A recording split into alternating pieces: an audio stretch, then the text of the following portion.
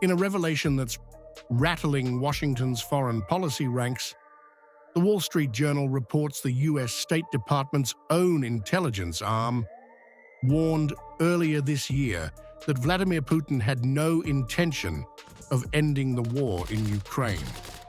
The Bureau of Intelligence and Research, or INR, concluded Putin had little incentive to negotiate peace, directly contradicting CIA optimism ahead of the Anchorage summit between President Donald Trump and Putin.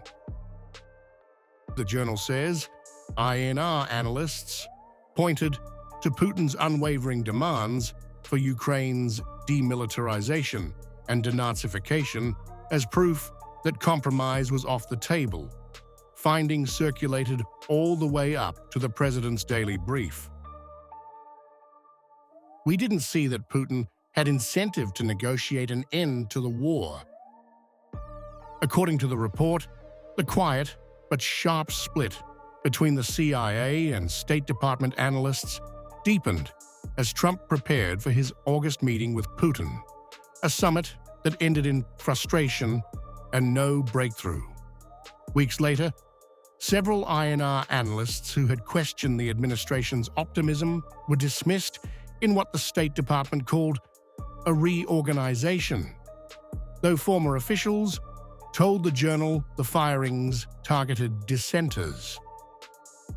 Differing perspectives aren't just normal, they're necessary. After the failed Alaska summit, Trump tried again, this time aiming for Budapest.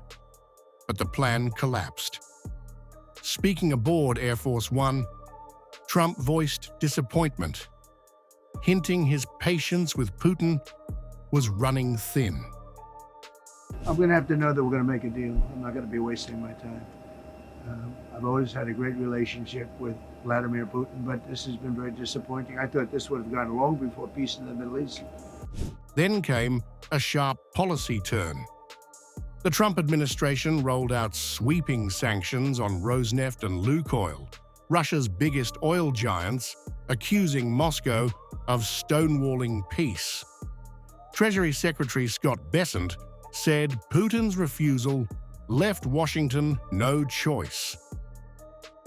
Given President Putin's refusal to end this senseless war, Treasury is sanctioning Russia's two largest oil companies that fund the Kremlin's war machine.